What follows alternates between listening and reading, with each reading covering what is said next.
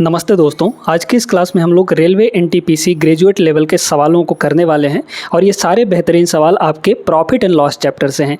ये सवाल आप अगर लगाते हैं तो ये सारे के सारे सवाल आपके अंडर ग्रेजुएट लेवल वाले एग्ज़ाम में भी हेल्पफुल होंगे और अंडर ग्रेजुएट लेवल का जो एग्ज़ाम है वो आपका अगस्त में होने वाला है, ये बात आपको पता है।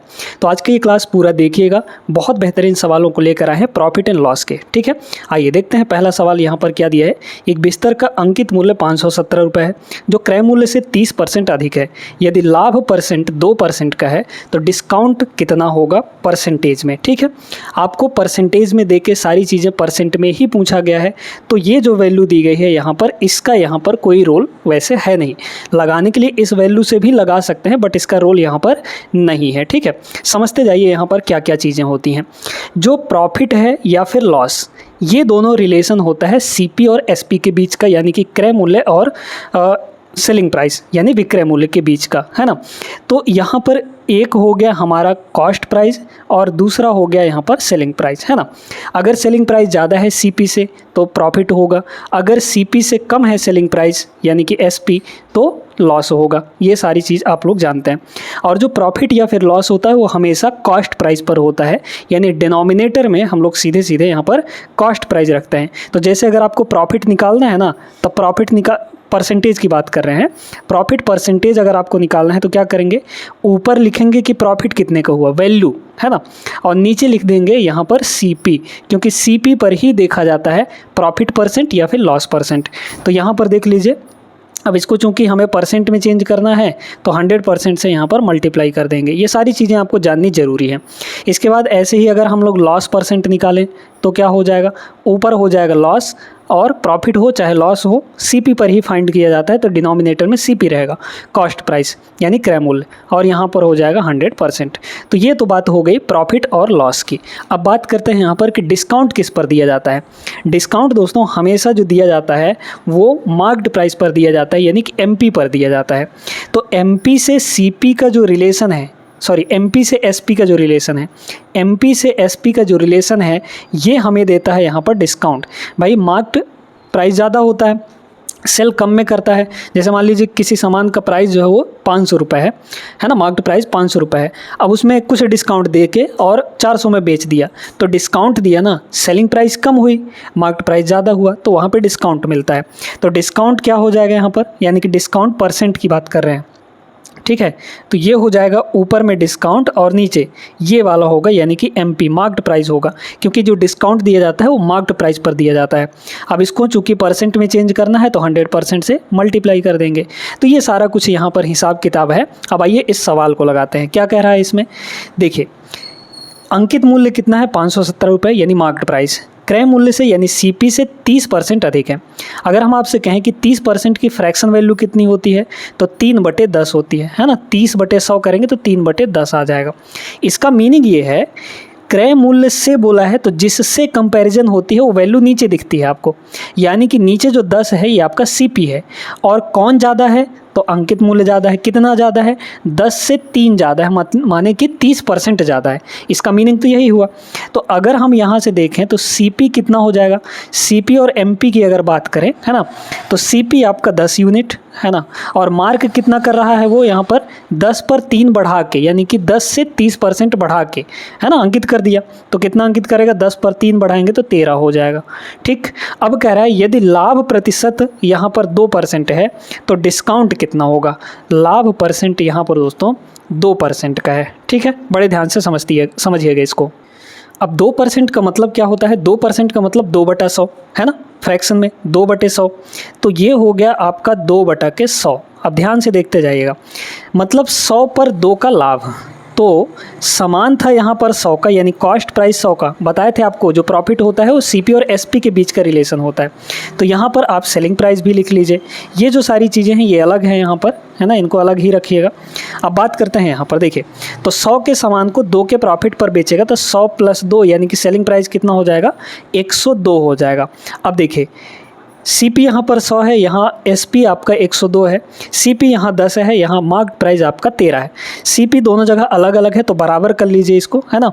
तो यहाँ पर ये रेशियो होता है, चूँकि ये 100 है तो इसको भी 100 बना लीजिए, तो एक एक जीरो दोनों साइड चिपका देंगे हम लोग। क्लियर हो गया।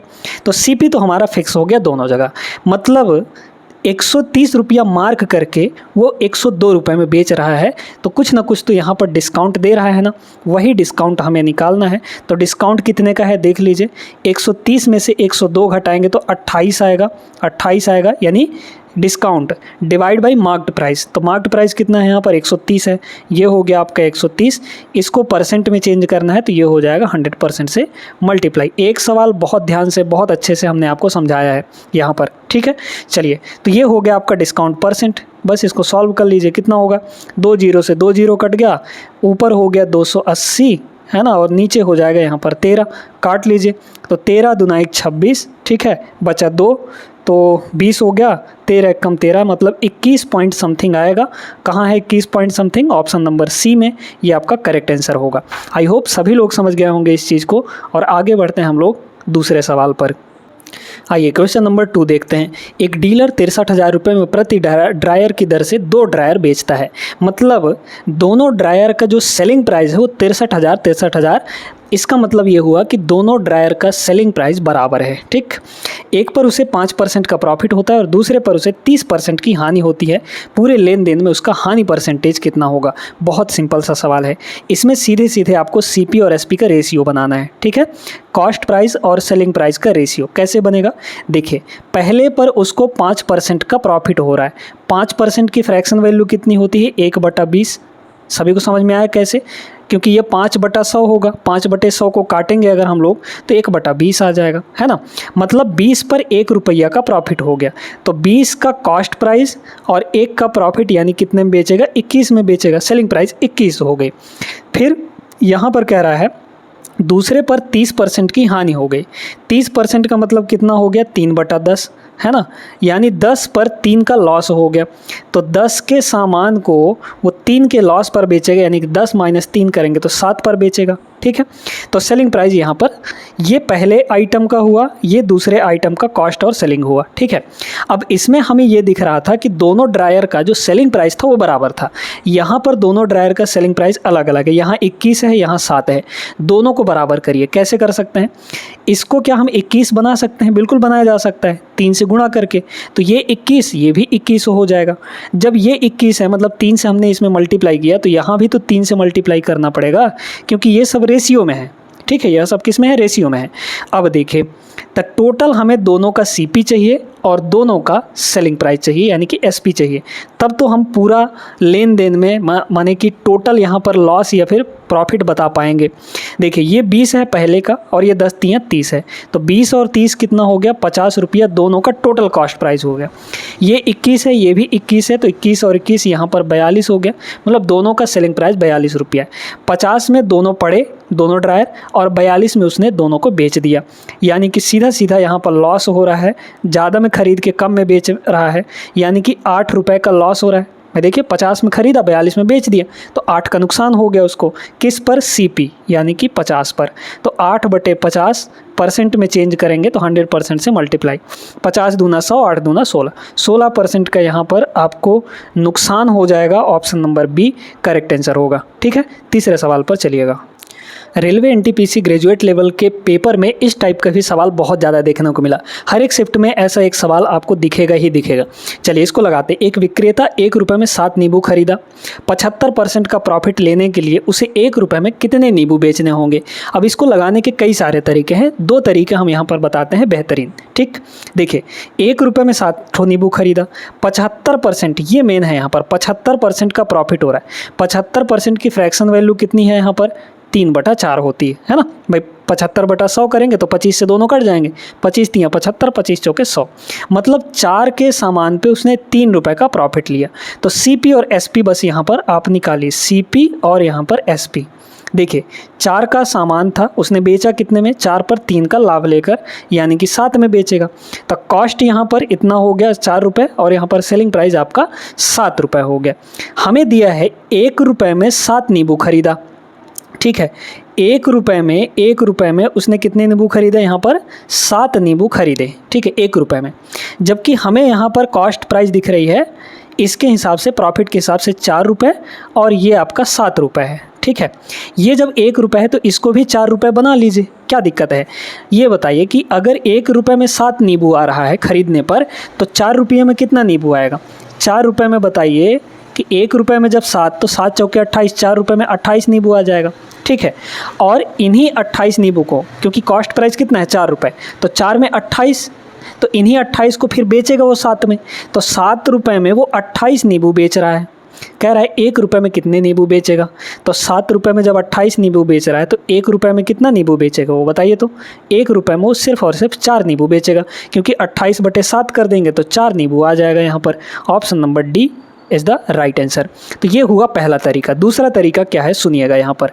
दूसरा तरीका, यहाँ पर 1 रुपये में ही खरीद रहा है, 1 रुपये में ही बेचने की बात कर रहा है, आर्टिकल यहाँ पर चेंज होगा। आप सीधे सीधे देखिए कि 4 का नींबू वो 3 के प्रॉफिट पर बेच रहा है, यानी कि 7 में बेचेगा। तो ये तो हुआ सीपी और एसपी का रेशियो। अब जब आप आर्टिकल का रेशियो लिखेंगे, आर्टिकल मतलब जिन चीज़ों को बेच रहा है उसकी संख्या, तो उसकी संख्या पलट जाएगी, उसका रेशियो पलट जाएगा यहाँ पर। अगर सीपीएसपी 4 का खरीदा 7 में बेचा, मतलब वो यहाँ पर 4 रुपये में 7 नींबू खरीदेगा और यहाँ पर 7 रुपये में 4 नींबू यहाँ पर हो जाएगा, ठीक। आर्टिकल उल्टा हो जाएगा। अब यहाँ देखिए, तो यहाँ पर वो खरीद कितना रहा है? 1 रुपये में 7 नींबू, मतलब ये 7 यूनिट की वैल्यू कितनी है? 7 नींबू। 7 यूनिट की वैल्यू देखे ना, 1 रुपये में 7 नींबू खरीद रहा है, तो खरीदना कहाँ हुआ है? यहाँ पर खरीदना है, यहाँ पर बेचना है। तो आर्टिकल का रेशियो ये ना हुआ, 7 और 4 हुआ, तो 7 यूनिट का वैल्यू 7 नींबू है, मतलब 1 यूनिट का वैल्यू कितना होगा? 1 यूनिट। तो 4 यूनिट का वैल्यू कितना होगा? 4 नींबू होगा। बस आ गया हमारा आंसर। तो सेल कितना करेगा? 7 रुपये, मतलब कि 7 यूनिट हुआ ना, तो यहाँ पर इस हिसाब से वो 4 नींबू सेल करेगा 1 रुपये में। ऑप्शन नंबर डी करेक्ट हो जाएगा। तो ये दोनों रहे तरीके आपके पास सामने, जिसमें से जो आपको सरल लगे वो आप लोग चूज़ कर सकते हैं। फिलहाल हम लोग चौथे सवाल पर चलते हैं। चौथा सवाल देखिए, ये भी उसी टाइप का ही सवाल है। एक डेस्क का अंकित मूल्य 7,725 रुपये है, जो क्रय मूल्य से 25% अधिक है। इसे अंकित मूल्य पर 4% के डिस्काउंट पर बेचा जाता है। लाभ परसेंटेज कितना होगा? अंकित मूल्य पर 4% की डिस्काउंट दी जाती है, ठीक है। बहुत अच्छे से इस चीज़ को समझिएगा। यहाँ पर दोस्तों हम लोग जो क्रय मूल्य है सीपी मान लेते हैं कि 100 रुपये है, ठीक है। सीपी आपका कितना है? 100 रुपये है। वो मार्क कितना किया? वो मार्क कर दिया यहाँ पर 25% बढ़ा के। क्रय मूल्य से 25% अधिक होगा अंकित मूल्य, तो इस पर 100 पर 25% अगर बढ़ाएंगे, तो 100 पर 25% बढ़ाएंगे तो 125 हो जाएगा, क्योंकि 100 का 25% 25 ही होगा, मतलब 100 में 25 बढ़ जाएगा, 125 वो मार्क कर दिया। अच्छा, अब वो मार्क्ड प्राइस पर 4% की डिस्काउंट देता है और बेच देता है, यानी कि सेलिंग कितना हुआ? देखिए, इस पर 4% का डिस्काउंट देगा ना, तो इसका 4% निकाल लीजिए। 125 का अगर 4% देखा जाए तो 4% कितना होगा? 1/25 हो जाएगा, है ना, क्योंकि 4/100 मतलब 1/25, तो 25 पंचे 125, यानी कि 5 रुपये का डिस्काउंट हो गया, ठीक है। 125 का 4% यानी 5 रुपये आएगा। तो यहाँ पर इस पे 5 का डिस्काउंट हो जाएगा, तो 125 पे 5 का डिस्काउंट करेंगे, माने कितना आ गया? 125 - 5 120 हो जाएगा। अब हमें क्या बोला है? लाभ। 100 का खरीदा, 120 में बेचा, तो 20 का प्रॉफिट हो गया। 20 का प्रॉफिट हो गया किस पर? 100 पर। तो जो चीज़ें 100 पर देखी जाती हैं वही उसका परसेंटेज होता है। अगर किसी और वैल्यू पर देखा जाता है तो नीचे हम उसको लेकर और फिर मल्टीप्लाई डिवाइड उसको परसेंट में चेंज करते हैं, है ना। फिलहाल 100 पर ही 20 का प्रॉफिट हो रहा है, मतलब ये 20% का प्रॉफिट हो रहा है, ठीक है। ऑप्शन नंबर बी यहाँ पर करेक्ट आंसर हो जाएगा। आई होप समझ गया होंगे, आसान सा सवाल था। आगे चलिए, देखिए ऐसा एक सवाल अभी आपको करवा रखे हैं। एक विक्रेता ने 1 रुपये में 5 चॉकलेट खरीदी, 40% का प्रॉफिट हुआ। उसे 1 रुपये में कितनी चॉकलेट खरीदी थी? अच्छा, 1 रुपये में 5 चॉकलेट बेचा था, है ना। 40% का प्रॉफिट हुआ। 40% का मतलब क्या होता है? 2/5, है ना भाई। 40/100 करेंगे, 20 से दोनों कट जाएगा, मतलब 5 के सामान को वो 5 और 2 का प्रॉफिट यानी कि 7 में बेच रहा है। तो जब यहाँ पर सीपी और एसपी का रेशियो 5 और 7 है, तो आर्टिकल का रेशियो क्या हो जाएगा? क्योंकि 1 रुपये में ही बेच रहा है और 1 रुपये में खरीदने की बात कर रहा है ना, तो 1 रुपये ही है, मतलब रुपया बराबर है यहाँ पर। तो जब रुपये बराबर होगा तो आर्टिकल का रेशियो उलट जाएगा, मतलब यहाँ पर क्या हो जाएगा 7 और यहाँ पर 5, ठीक है, उल्टा हो जाएगा। दूसरा वाला तरीका बता रहे हैं, पहले वाले तरीके से भी आप लोग लगा सकते हैं। चलिए अब यहाँ पर बेचने की बात कर रहा है तो 1 में 5, तो मतलब 5 चॉकलेट, 5 यूनिट की वैल्यू यहाँ पर 5 है, क्योंकि बेचने की बात कर रहे हैं ना, बेचने वाला इधर है आपका, ये कॉस्ट है और ये सेलिंग है, ठीक ना, इस तरीके से। तो 5 की वैल्यू 5 है, मतलब ये 1 गुना हो रहा है, तो इधर भी 1 गुना हो जाएगा, तो 1 गुना कर दीजिए, मतलब कि 7 यूनिट की वैल्यू 7। तो 1 रुपये में वो कितनी चॉकलेट ख़रीदा होगा, 7 चॉकलेट ख़रीदा होगा। यहाँ पर 7 आया है, चूँकि ऑप्शन नंबर फर्स्ट आंसर हो जाएगा, ठीक है। पहले वाले तरीके से भी आप लोग लगा सकते हैं, आपकी मर्ज़ी है, वो और जल्दी समझ में आता है।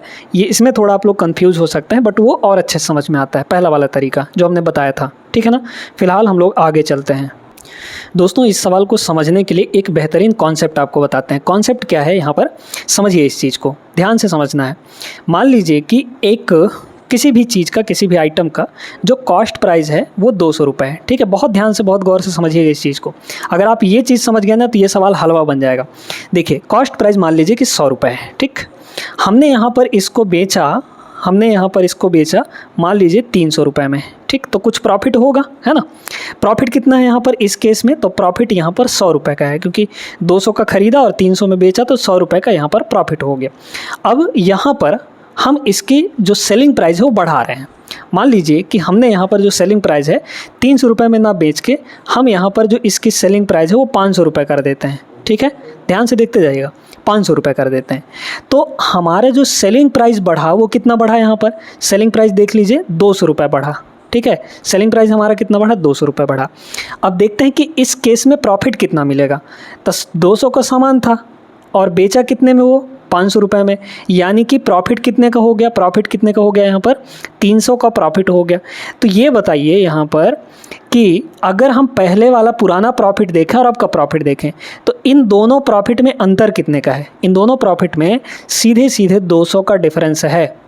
तो यहाँ पर जो प्रॉफिट का डिफरेंस है वही यहाँ पर सेलिंग प्राइस के डिफरेंस के बराबर है। देख पा रहे हैं, 200 200। ऐसा इसलिए हुआ क्योंकि जो कॉस्ट प्राइस होता है वो फिक्स होता है।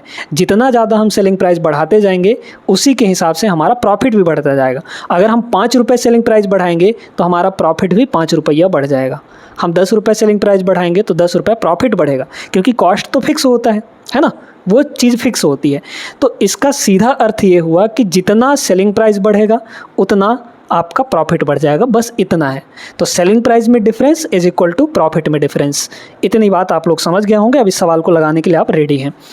यदि किसी विस्तर का विक्रय मूल्य प्रारंभिक मूल्य का 2 गुना है तो लाभ प्रारंभिक मूल्य से 10 गुना हो जाता है। देखिए यहाँ पर शुरुआती जो सेलिंग प्राइस था वो मान लीजिए कि SP था, ठीक। बाद में कितना कर दिया, 2 गुना, यानी कि 2SP हो गया कि नहीं, SP का डबल 2SP।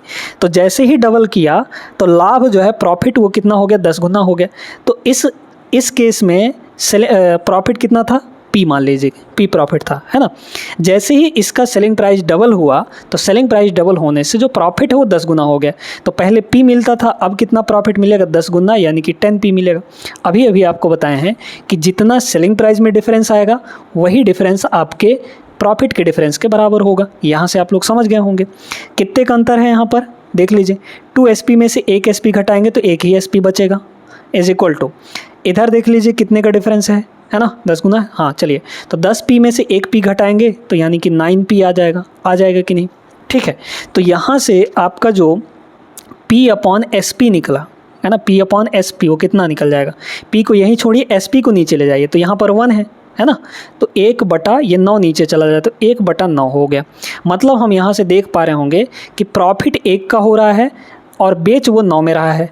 तो 1 का प्रॉफिट लेके 9 में बेच रहा है, मतलब उसका कॉस्ट कितना हुआ, तो कॉस्ट यहाँ पर 8 रुपये नहीं हो जाएगा भाई, SP माइनस प्रॉफिट कर देंगे, 9 में से 1 घटाएंगे तो 8 आ जाएगा। हमें पूछा क्या था, प्रॉफिट परसेंटेज कैसे निकालते हैं, प्रॉफिट परसेंटेज ऊपर लिखते हैं प्रॉफिट, तो प्रॉफिट कितने का हो रहा है, 1 का, किस पर, CP पर। तो CP कितना है, 8 है, 1/8, 1/8 की प्रॉफिट होगी और 1/8 आपका परसेंटेज में होता है 12.5% के बराबर। क्लियर है? Option number C is the correct answer. तो बेहतरीन कॉन्सेप्ट के साथ बेहतरीन तरीके यहाँ पर आपको सीखने के लिए मिलते हैं, इसलिए इस चैनल को सब्सक्राइब करना बिल्कुल मत भूलिएगा। अभी तुरंत सब्सक्राइब कर लीजिए और वीडियो को लाइक भी कर दीजिएगा। अभी आगे बहुत बेहतरीन सवाल आने वाले हैं। आगे चलिए देखते हैं यहाँ पे अगला सवाल। देखिएगा, इस टाइप के सवाल 2-3 हमने कर लिया है, तो अब ये सवाल बन जाने चाहिए, है ना। एक वस्तु 1300 रुपये में खरीदी गई, वीडियो रोक कर लगाई गई एक बार ज़रूर। इसकी कीमत 35% अंकित की गई, है ना, अधिक अंकित की गई कॉस्ट प्राइस से, ठीक। इसके बाद इसे अंकित मूल्य पर 20% के डिस्काउंट पर बेच दिया गया।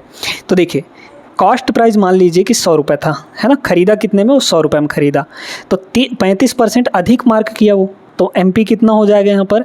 100 में 35% बढ़ाएंगे तो 135 हो जाएगा, यानी मार्क्ड प्राइस कितना हो गया? 135 हो गया। अब हमें यहाँ पर सेलिंग प्राइस देखना है, सेलिंग प्राइस कितनी होगी? देखिए, इसके बाद अंकित मूल्य पर 20% का डिस्काउंट दे दिया। अंकित मूल्य हमारा कितना था? 135, है ना। इस पर 20% का डिस्काउंट, 20% होता है 1/5, ठीक है, 1/5, है ना, क्योंकि 20/100 करेंगे, काटेंगे तो 20 एक कम 20, 20 पंचे 100, इसको काट लीजिए तो 5 दूना 10, है ना, बचा यहाँ पर 3, तो 5 सत्ते 35, यानी कि 27 रुपये का डिस्काउंट हो गया। तो 135 में 27 का डिस्काउंट यानी कितने बेचेगा? 135 माइनस 27 कर देंगे अगर हम लोग तो 8 रुपये आ जाएगा, है ना। कितना आ जाएगा? 108, ठीक है, 108 आ गया। तो 135 माइनस 27 करेंगे, 108 आ गया। तो अब हमें पूछा क्या था? प्रॉफिट पूछा था ना, साफ साफ दिख रहा है। 100 रुपये के सामान को 108 में बेच रहा है, माने कि 8 का प्रॉफिट, वो भी 100 पर। तो जब 100 पर है, इसका मतलब यही परसेंटेज होगा आपका 8%, ऑप्शन नंबर बी। क्लियर? आगे चलिए। देखिए दोस्तों, इस टाइप का सवाल अभी अभी आपको करवाए हैं, तो ये सवाल आपसे बन जाना चाहिए, है ना, बहुत आसानी से। देखिए, यदि किसी बिस्तर का विक्रय मूल्य प्रारंभिक विक्रय मूल्य का 2 गुना है, शुरू में कितना है यहाँ पर? मान लीजिए कि SP, तो इसका जो विक्रय मूल्य है वो बढ़ा दिया गया, यानी कि 2 गुना कर दिया गया, तो 2SP हो गया, है ना, जिससे जो लाभ है वो 11 गुना हो गया। तो पहले प्रॉफिट P मान लीजिए, तो बाद में कितना हो जाएगा? 11P हो जाएगा, मतलब 11 गुना हो जाएगा। हमने आपको बताया कि जितना सेलिंग प्राइस में डिफरेंस होगा वही प्रॉफिट में भी डिफरेंस आएगा। तो यहाँ सेलिंग प्राइस का कितने का अंतर है? 2SP माइनस SP, यानी कि 1SP बचा, है ना। यही डिफरेंस किसके बराबर होगा? इन दोनों के डिफरेंस के बराबर। 11P में से 1 P घटा देंगे, यानी कि 10P आ गया। तो यहाँ से P/SP कितना आ जाएगा? 1/10, है ना, देख लीजिए, 1/10 आ गया, क्योंकि SP इधर आ जाएगा, 10 नीचे चला जाएगा, तो 1/10 आ गया। मतलब 10 का बेच रहा है, 1 का प्रॉफिट लेकर, तो कॉस्ट कितना होगा? कॉस्ट यहाँ पर 9 हो जाएगा, 10 माइनस 1 करेंगे 9 आ जाएगा। हमें पूछा क्या था? लाभ पूछा था, तो प्रॉफिट परसेंट निकाल लीजिए, कैसे निकलेगा बताइए। प्रॉफिट कितने का हो रहा है? 1 का हो रहा है, तो ऊपर 1 रहेगा, नीचे CP रहेगा, CP 9 हो गया। 1/9 आपका होता है, परसेंट में अगर चेंज करेंगे तो 100% से मल्टीप्लाई कर देंगे, तो इतना हो जाएगा, है ना। तो कितना आ गया? 11 9 99 बचा 1/9, तो 11 से ही 1/9% का profit, option number first correct होगा। आगे चलिए अगले सवाल पर। इस सवाल को देखिएगा, ये भी है उसी टाइप का सवाल, बस इसमें क्या है, थोड़ा सा ट्विस्ट दिया गया है। एक दुकानदार किसी वस्तु का अंकित मूल्य उसके क्रय मूल्य से 50% अधिक तय करता है। क्रय मूल्य मान लीजिए कि 100 रुपये है, ठीक। तो मार्क कितना करेगा? 150 रुपये, क्योंकि 50% बढ़ा देगा। कह रहा है 8% का डिस्काउंट लेने 8% का प्रॉफिट लेने के लिए अंकित मूल्य पर कितने का डिस्काउंट यहाँ पर लेना चाहिए? ये आपका CP है, ये आपका MP है, क्योंकि 50% बढ़ा के अंकित किया था। सेलिंग प्राइस देखिए कितना का होगा भाई।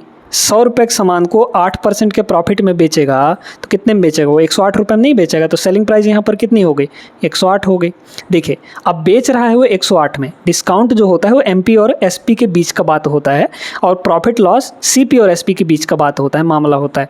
तो 150 वो अंकित किया था, मार्क किया था, लेकिन वो 108 में ही बेच रहा है, तो कुछ ना कुछ तो डिस्काउंट दिया होगा। कितने का डिस्काउंट? 42 रुपये का, है ना। भाई 150 माइनस 108, 42 आ गया, किस पर? 150 पर, तो नीचे हो जाएगा 150। परसेंट में चेंज करना है तो 100% से मल्टीप्लाई कर देंगे, ठीक। काटेंगे 2 बार में 50 से, ये 3 बार में, तो 14 3 42, मतलब ये हो गया आपका 14, है ना, ठीक है। तो 14 दूना 28, 28% यहाँ पर आ जाएगा। 28% का क्या होने वाला है? Discount. Discount option number first is the right answer. आगे चलिए क्वेश्चन नंबर 10 पर। आप लोग यहाँ पर वीडियो को रोकिए और इस सवाल को एक बार लगाइएगा ज़रूर, है ना। क्योंकि इसका लैंग्वेज थोड़ा अलग दिया गया है और इस सवाल को करने का तरीका वैसे ही है, बस लैंग्वेज यहाँ पर अलग दिया है, इसे समझने में आपको परेशानी हो सकती है। एक निर्माता अपने बिक्री मूल्य को उत्पादन लागत से 30% अधिक रखता है। विक्रय मूल्य है ना, उत्पादन लागत का मतलब क्या हो गया, कॉस्ट प्राइस। ठीक, तो यहाँ पर देखिए कॉस्ट प्राइस और सेलिंग प्राइस का बात करते हैं हम लोग। कॉस्ट प्राइस उत्पादन लागत से 30% अधिक रखता है वो, तो उत्पादन लागत अगर हम 100 रुपये मानेंगे तो सेलिंग प्राइस कितनी हो जाएगी, बिक्री मूल्य, इससे 30% अधिक, मतलब कि 130 रुपये हो गया। अब इसमें कह रहा है कि यदि उत्पादन लागत 30% बढ़ जाती है, देखिए कॉस्ट प्राइस को 30% बढ़ाइए, तो 100 पर 30% बढ़ाएंगे तो कितना हो जाएगा, ये 130 हो जाएगा। तो कह रहा है और निर्माता अपनी बिक्री मूल्य 70% बढ़ा देता है, यानी कि सेलिंग प्राइस को 70% बढ़ा देता है। तो अगर हम ये कहें कि भाई 130 पहले का सेलिंग प्राइस है और ये 70% बढ़ा दे रहा है, तो 70 मतलब 70% की वैल्यू पहले निकाल लीजिए, तो परसेंटेज ये 2 जीरो खत्म, 13 सत्ते 91 हो जाएगा। मतलब वो 91 रुपये बढ़ा दे रहा है सेलिंग प्राइस को। पहले वो बेच रहा था 130 में, अब वो 91 रुपये बढ़ा के बेच रहा है ना। तो कितना हो जाएगा, इसमें 91 जोड़ लीजिए, 130 और 91, 9 3 12, 221 हो गया, है ना भाई, 1 और 13 और 9 22 हो गया। ठीक, तो 130। अब देखिए यहाँ पर पूछा है कि लाभ प्रतिशत कितना होगा, अब की बार प्रॉफिट परसेंट कितना होगा। ठीक, तो 130 का वो खरीदा, 221 में बेच रहा है, यानी कितने का प्रॉफिट हो गया यहाँ पर देख लीजिए। इसको अगर देखा जाए तो इसमें से इसको घटा लेंगे हम लोग, तो कितने का प्रॉफिट आया, 1 में से 0 गया, 1 आ गया, 22 में से 13 गया तो 9 आ गया। 91 का प्रॉफिट किस पर, 130 पर, क्योंकि सीपी अब की बार कितना है, 130 है, तो नीचे हो जाएगा यहाँ पर 130। परसेंट में चेंज करना है तो 100% से मल्टीप्लाई। ठीक है, 13 सत्ते 91 है ना, 13 सत्ते 91, 13 कम 13 मतलब 10 हो गया, 0 से 0 कट जाएगा, 70% आ जाएगा। 70% का यहाँ पर प्रॉफिट ऑप्शन नंबर सी होगा। बढ़िया सवाल था, आई होप समझ गए होंगे, थोड़ा सा अलग था इसमें जो कि सोचने वाला था। आगे चलिए अगले सवाल पे। वीडियो रोकिए और एक बार इस सवाल को लगाइए, क्योंकि ऐसा सवाल बहुत बार कर चुके हैं। ठीक है, बहुत सारे सवाल हो चुके हैं ऐसे। एक किराना व्यापारी अपने माल पर लागत मूल्य से 70% अधिक मार्क कर देता है। लागत मूल्य यानी कॉस्ट प्राइस, और वो मार्क प्राइस यानी मार्क प्राइस यहाँ लिख लीजिए और यहाँ सेलिंग लिख लीजिए। ठीक है, 70% बढ़ा के अंकित करता है, तो मान लीजिए कि ये आपका 100 है तो 170 वो मार्क करेगा। ठीक, 70% बढ़ा देगा 100 में। फिर कह रहा है X% की डिस्काउंट देता है, तो यदि उसे 53% का प्रॉफिट होता है, देखिए 100 का खरीद के 53% का लाभ ले रहा है, तो कितने में बेचेगा वो, 53% मतलब 153 में बेचेगा। तो सेलिंग प्राइस यहाँ पर 153 हो गई। ठीक, 170 153, 170 मार्क किया था, 153 में बेच दिया, तो डिस्काउंट कितने का हो गया, 170 में 53 घटा लीजिए, तो 7 मतलब 17। ठीक है, तो 17 आ गया यहाँ पर, 17 का डिस्काउंट 170 पर, तो 170 पर 17 का डिस्काउंट परसेंट में चेंज करेंगे तो सीधे सीधे तो 10% आ गया, क्योंकि ऊपर होगा 1700, 1700 बटे 170 करेंगे तो 10% आ जाएगा। ऑप्शन नंबर डी, आसान सा सवाल था। आगे चलिए इस सवाल को देखिएगा। इस सवाल को थोड़ा सा अलग बनाने का प्रयास किया गया है, लेकिन अलग है नहीं, बन जाएगा। एक खुदरा विक्रेता रिटेलर अंकित मूल्य पर 10% की छूट दे देता है। ठीक, 35% का प्रॉफिट लेने के लिए उस वस्तु पर कितना मूल्य अंकित किया जाना चाहिए जिससे उसका क्रय मूल्य जिसका क्रय मूल्य इतना है। ठीक है, बड़े गौर से समझिए, यहाँ पर 35% का डिस्काउंट 35% का प्रॉफिट और यहाँ पर 10% की छूट है ना। तो पहले प्रॉफिट के बारे में बात करते हैं। तो कॉस्ट प्राइस यहाँ पर कितना है, कॉस्ट प्राइस देख लीजिए, एक सेकंड, हाँ ठीक है, CP और SP है ना, CP और SP और यहाँ पर लिख लीजिए MP। ठीक है, देखिए 35% का लाभ यानी कि 100 का सामान कितने में बेचेगा, 135 में, है ना। फिर यहाँ पर बोला जा रहा है कि 10% का छूट भी देता है, किस पर, मार्क प्राइस पर। तो 10% का मतलब क्या हुआ कि अगर MP 100 है तो बेचेगा कितने में, 90 में। ठीक है, अगर MP 100 है तो बेचेगा कितने में, 90 में बेचेगा, है ना। इसका मतलब तो यही हुआ, क्योंकि 10% मतलब क्या हुआ कि 100 के सामान को 10 के छूट में बेच दिया, 10 माइनस कर दिया तो 90 में बेचा। क्लियर हो गया। अब इनको हमें बराबर करना है, क्योंकि यहाँ अलग अलग है। रेशियो ले लेते हैं, क्या दिक्कत है, रेशियो ले लेंगे, है ना। इन दोनों का रेशियो कितना आ जाएगा, 5 से काट दें, 5 से इसको काटेंगे तो ये हो जाएगा 20, 5 से इसको काटेंगे तो ये हो जाएगा 27, है ना, 5 दूनी। ठीक है। और इसको अगर काटेंगे तो ये हो जाएगा 0 से 0 कट गया, तो यहाँ 27 है, ये 9 है, तो दोनों जगह के SP बराबर होना चाहिए। तो इसको 3 से गुणा कर लीजिए, तो ये 27 हो जाएगा, तो इधर भी 3 से गुणा करना पड़ेगा। देखिए ये हो गया 10 तियाँ 30, और इधर आपका कितना हो गया 20, और सेलिंग प्राइस दोनों जगह 27 है, तो मतलब सेलिंग प्राइस हो गया 27। तो तीनों का रेशियो हमारे पास मिल चुका है, मतलब 20 का खरीदा, 27 में बेचा, और मार्क कितना किया था, वो 30 का मार्किंग किया था। क्रय मूल्य कितना है 626, तो CP ये जो 626 है ये 20 यूनिट की वैल्यू है, यहाँ पर कितना है 626, ठीक है। अच्छा, हमें क्या चाहिए, अंकित मूल्य, यानी कि ये चाहिए 30 की वैल्यू। 20 की वैल्यू जब इतनी है तो 30 की वैल्यू नहीं निकाल सकते हैं, क्या 1.5 गुना हो रहा है, ठीक है। तो भाई ये जो 626 है ये 20 यूनिट की वैल्यू है, हमें 30 यूनिट की वैल्यू चाहिए, मार्क्ड प्राइस चाहिए। 0 से 0 कट गया, 2 है ना, 2 से काट लेंगे, कितना हो जाएगा 3 1 3 मल्टीप्लाई यहाँ पर 3, तो ये हो गया 9 3 9 939। ऑप्शन नंबर C करेक्ट होगा। मज़ा आया ना, बढ़िया सवाल था ये। आगे चलिए देखिएगा, इस सवाल को अगर आप लोग समझ पाएँ तो बहुत आसान सा सवाल है, इसमें कुछ भी नहीं है। एक उत्पाद पर प्राप्त लाभ जो है वो 66% है, ठीक है। कह रहा है यदि क्रय मूल्य और विक्रय मूल्य दोनों आंकड़ों को परस्पर बदल दिया जाए तो बिक्री पर होने वाला हानि परसेंटेज कितना होगा, ठीक है। देखिए यहाँ पर कॉस्ट कितना था, देखिए कॉस्ट मान लीजिए कि 100, तो बेचेगा कितने में, 66% का लाभ लेगा, यानी कि 166 में बेचेगा, ठीक है। अब इसमें ये कह रहा है कि ये तो कॉस्ट था और ये आपका सेलिंग था, इन दोनों को बदल दीजिए, मतलब कि कॉस्ट कर दीजिए 166 और सेलिंग कर दीजिए यहाँ पर 100, है ना, पलट देना है आपको। तो जैसे ही ऐसा करेंगे तो भाई उसको लॉस होने लगेगा, अभी तक प्रॉफिट हो रहा है, अब लॉस होगा, क्योंकि 166 का सामान 100 में बेच रहा है, मतलब 66 रुपये का यहाँ पर 66 रुपये का यहाँ पर क्या हुआ, लॉस हो गया, किस पर, CP पर। तो CP अब की बार यहाँ पर 166 हो जाएगा। इसको मतलब किस में कन्वर्ट कर लें, है ना, परसेंटेज में कन्वर्ट करेंगे तो 100% से यहाँ पर मल्टीप्लाई। देखिए यहाँ पर डिजिटल सम वगैरह कुछ भी नहीं लगा सकते, क्यों, क्योंकि यहाँ पर आपको अप्रॉक्सीमेट वैल्यू निकालनी है, ठीक है, अप्रॉक्स वैल्यू निकालनी है, तो ऐसे में डिजिटल सम मत लगाइएगा, गलत हो जाएगा। इसको देखते हैं। अच्छा ये क्या हुआ, तो यहाँ पर हम लोग देखिए 41 है, ये 38 है, अच्छा ये बहुत पास दिए गए हैं ना, तो इसलिए इसको एग्जैक्ट करना पड़ेगा। 2 से काट लीजिए या फिर 3 से, 6 6 12, 3 से 2 से कटेगा, 2 से इसको काटेंगे कितना हो जाएगा 33, है ना, 2 से इसको काटेंगे 2 8 16, और ये हो जाएगा 83। अब तो नहीं ना कटेगा, नहीं कटेगा, तो ऊपर हो गया 3300, है ना, ऊपर हो गया 3300, यहाँ पर कितना हो जाएगा 3300, और इसको डिवाइड करना है 83 से, तो यहाँ पर 83 से डिवाइड कर लीजिए। तो पहली बार तो 3 बार जाएगा, है ना, 8 3 24 240, 8 चौके 32, 3 चौके 12, तो कितना हो जाएगा 8 चौके 32 मतलब 320 हो गया, और 3 चौके 12 तो 332 हो जाएगा, मतलब 3 ही बार जाएगा, ठीक है, 3 बार जाएगा, तो 3 तियाँ हो गया 9 और 3 अट्ठे 24, मतलब 249। ये 1 हुआ, यहाँ 12 में से 4 गया तो ये हो जाएगा 8, ठीक है, 81 रुपये बचा यहाँ पर, ठीक है।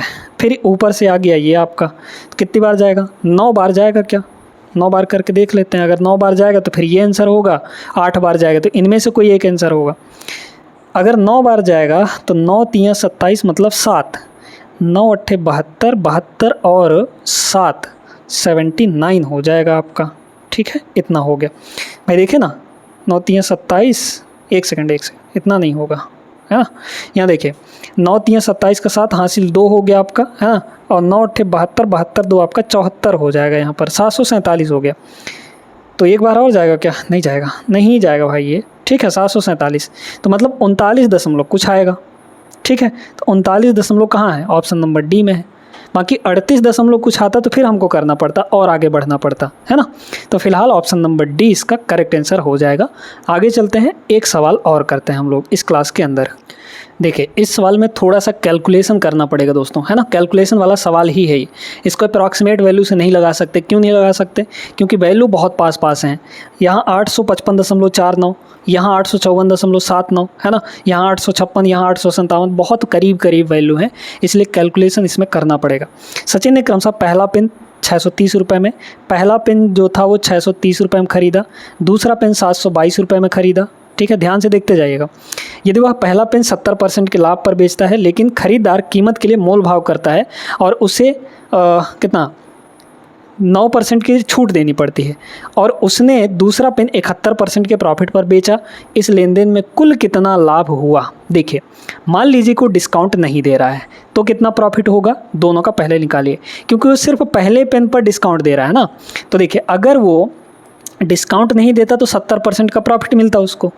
तो इस 630 का, क्योंकि पहले का कॉस्ट प्राइस कितना है, खरीदा कितने में? इतने में, तो 70% का यहाँ पर डिस्काउंट निकालिए, तो 70% इसका 70% निकालिए, तो 70% यानी 7/10 है ना। तो कितना हो गया यहाँ पर? देख लीजिए कितना का डिस्काउंट आ गया, 0 0 7 से इसको हम लोग मल्टीप्लाई करेंगे तो 7, देखिए ये कट गया ना, 7 या 21 बचा 2 और 6 7 42, 42 और 2 यहाँ पर 44 हो जाएगा। यहाँ प्रॉफिट मिला 441 रुपये का। अच्छा, दूसरे पेन का कॉस्ट प्राइस ये था, तो दूसरे पेन पे प्रॉफिट मिल रहा है 71%, तो इसका 71% निकाल लीजिए। 71% यानी डिवाइड बाई यहाँ पर 100, तो ये तो पॉइंट में आएगा, है ना, पॉइंट में आएगा। एक काम करते हैं, मल्टीप्लाई कर लेते हैं, ठीक है, मल्टीप्लाई यहाँ पर कर लेते हैं। तो 722 को 71 से मल्टीप्लाई करना है तो कर लीजिए। देखिए, पहले 70 से मल्टीप्लाई कर दीजिए, 70 से मल्टीप्लाई करेंगे कितना हो जाएगा? पहले तो आएगा 0, फिर 7 दूना 14 के 4 हासिल 1, 7 दूना 14 1 15, फिर हासिल 1 7 7 49, 49 1 50, फिर एक बार और गुणा करेंगे, है ना, क्योंकि 70 + 1 होगा, तो 70 से तो हो चुका, एक बार और करेंगे तो 722 और आ जाएगा। यहाँ पर ये हुआ 2 6 2 1 और यहाँ पर 5, डिवाइड बाई 100 भी है तो यहाँ पर पॉइंट लग जाएगा, है ना। यानी इसका जो प्रॉफिट मिला वो 512.62 का प्रॉफिट मिला। अब ये दोनों का टोटल प्रॉफिट हो गया, है ना। लेकिन पहले पेन पे वो 9% की डिस्काउंट भी देता है। तो पहले ये बताइए कि वो बेच कितने में रहा है? 70% का प्रॉफिट लेके बेच रहा है। तो देखिए, 630 तो उसका कॉस्ट था, पहले पेन की बात कर रहे हैं, 630 तो उसका कॉस्ट था और प्रॉफिट कितना ले रहा है यहाँ पर? 441 का। यानी कितने में बेचेगा? अगर वो बेचेगा भी तो यहाँ पर 1 हो गया, 4 और 3 ये हो गया 7, 6 4 10, 1071 में बेचेगा। लेकिन इस पर वो 9%, रोने गाने लगा भाई, तो मोल भाव कर लिया तो 9% का डिस्काउंट देना पड़ा। तो इसका 9% पहले निकाल लीजिए, है ना। इसका सीधे सीधे 9 डिवाइड बाई 100 कर देंगे, करिए गुणा, तो 9 इकाई 9, 9 सत्ते 63, तो यहाँ हो गया 63 क्योंकि यहाँ 0 है, तो फिर 9 एकम 9 और डिवाइड बाई यहाँ पर 100 हो गया, मतलब ये हो जाएगा 96.39। इतने का डिस्काउंट दे दिया, तो बेच कितने में रहा था वो? इतने में, है ना, इतने का डिस्काउंट। अच्छा हाँ, ठीक है। तो सीधे सीधे हम ये देखेंगे, अब कुछ नहीं करना, दोनों का ये टोटल प्रॉफिट हो गया, ये और ये पहले पेन का, ये दूसरे पेन का, और इसमें डिस्काउंट को घटा देंगे, यानी कि 96.39 यहाँ पर माइनस हो जाएगा। बस ये करना था आपको। अब इसमें आप लगाइए अप्रॉक्सीमेशन, क्योंकि यहाँ पॉइंट के बाद डबल 0 है। तो देखिए, 0 + 2 यानी कि 2 हुआ, और 2 में 9 घटाएंगे तो 12 में 9 घटाएंगे तो 3 आएगा लास्ट में। पॉइंट के बाद यहाँ पर कुछ आएगा और यहाँ पर 3 आएगा, है ना। डेसिमल के दूसरे डिजिट पर क्या आएगा? 3 आएगा, और 3 कहाँ है? ऑप्शन नंबर डी में। आगे भी करेंगे तो आ जाएगा आंसर। देखिए कैसे, देखते जाइए यहाँ पर, है ना। ये सवाल अच्छे से ही समझा देते हैं। तो कितना हो गया?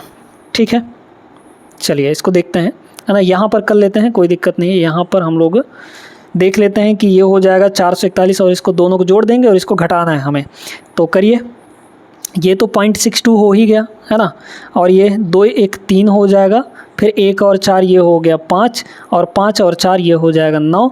इसमें से हम लोग घटा देंगे 96.39 को, घटाइए, ये हो जाएगा 3, बचा यहाँ 5, 5 में से 3 गया, ये हो जाएगा 2, ठीक है, और 13 में से 6 गया, ये हो गया 7, यहाँ बचा 4, तो 14 में से 9 गया 5 हो जाएगा, और यहाँ 8 बचेगा। मतलब हमारे पास 857.23 कैलकुलेट करेंगे तो यही आएगा। बाकी आप अप्रॉक्सीमेशन लगा सकते हैं इसमें, ठीक है। आई होप ये सवाल समझ में आ गया होगा। बहुत बढ़िया सवाल था, और इस क्लास में हमने 14 सवाल किए हैं। 14 बेहतरीन सवाल हैं ये। आगे के क्लासेस में हम प्रॉफिट एंड लॉस ही लेकर आएंगे, जिसमें 47 शिफ्ट में जितने भी प्रॉफिट एंड लॉस के सवाल पूछे गए हैं वो सारे हम आपको करवाएंगे और बेहतरीन तरीके से करवाएंगे। ठीक है, मिलते हैं फिलहाल अगले क्लास में। ये वीडियो लाइक कर दीजिएगा और चैनल को सब्सक्राइब करना बिल्कुल नहीं भूलना है। इसका जो PDF है वो आपको टेलीग्राम पर मिल जाएगा और लिंक आपको दिया गया है, चाहे तो डिस्क्रिप्शन में चेक कर लीजिए या फिर चैनल पे जब जाएंगे तो वहाँ पर आपको डिस्क्रिप्शन वो टेलीग्राम चैनल का लिंक मिल जाएगा, तो वहाँ से भी आप लोग ज्वाइन कर सकते हैं। वैसे आप डायरेक्टली अगर सर्च करेंगे यहाँ पर अशोक सर मैथ्स तो वो भी आ जाएगा, है ना, कहीं से भी कर सकते हैं, कर लीजिएगा ज्वाइन, अच्छे से आपको PDF वगैरह मिलता रहेगा। मिलते हैं अगले क्लास में, तब तक के लिए जय हिंद।